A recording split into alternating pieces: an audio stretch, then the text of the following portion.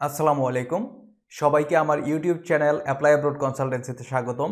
আমি জালাল এবং আজকের ভিডিও টিউটোরিয়ালটিতে আমরা জানব ভিসার বিভিন্ন ধরন সম্পর্কে। অনেকেই ভিসা বলতে শুধু একটি জিনিসই বুঝে, কিন্তু আসলে ভিসা অনেক ধরনের আছে। আজ আমি সহজ ভাষায় বুঝিয়ে বলবো কোন ভিসা কি কাজে লাগে।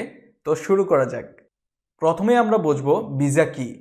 ভিসা হলো আপনার অনুমতি, যা আপনাকে কোনো বিদেশি দেশে ভ্রমণ বা কাজ করার অনুমতি দেয়। এখন প্রশ্ন হলো ভিসার ধরন কি কি। ভিসা মূলত কয়েকটি প্রধান ভাগে বিভক্ত। Number 1, tourist visa. এটা মূলত ভ্রমণের জন্য। যখন আপনি ছুটি কাটাতে বা নতুন কোনো একটা দেশে ভ্রমণ করতে চান বা ভ্রমণ করতে যান, তখন এই ভিসা লাগে। এর মেয়াদ সাধারণত সীমিত সময়ের জন্য হয়, 30 থেকে 90 দিনের ভিতরে হয়। তারপর হচ্ছে নাম্বার 2, স্টুডেন্ট ভিসা।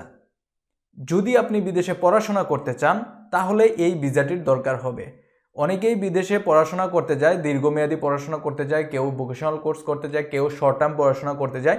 সো যারা পড়াশোনা করতে যান তাদের জন্য এই স্টুডেন্ট ভিসাটির প্রয়োজন হবে। তবে এই ভিসাটির সময় সীমা হচ্ছে যে আপনি যতদিন পড়াশোনা করবেন ততদিন হয়ে থাকে। আপনার কোর্স যদি 4 বছরের হয়ে থাকে তাহলে আপনি 4 বছরের ভিসা পাবেন। আপনার কোর্স যদি 2 বছরের হয়ে থাকে আপনি 2 বছরের ভিসা পাবেন। সো এটার হচ্ছে যে আপনার স্টাডির উপরে ডিপেন্ড করে। তারপর হচ্ছে ওয়ার্ক ভিসা। সো এই ভিসার দরকার হয় যখন আপনি কোনো একটা দেশে কাজ করতে চান বা কাজ করতে যান। বিভিন্ন কোম্পানি আছে যারা কিনা আপনাকে অফার করে বা আপনি অ্যাপ্লিকেশন করেন, আপনাকে যদি অফার লেটার দেয় তাহলে আপনি একটি ওয়ার্ক ভিসার জন্য আপনি আবেদন করতে পারবেন ওই দেশের এম্বাসির আন্ডারে। সো এই হচ্ছে work visa. Number 4, business visa. যদি আপনি ব্যবসার উদ্দেশ্যে কোনো দেশে যেতে চান, যেমন মিটিং বা কনফারেন্স, তাহলে এই ভিসাটির দরকার হয়।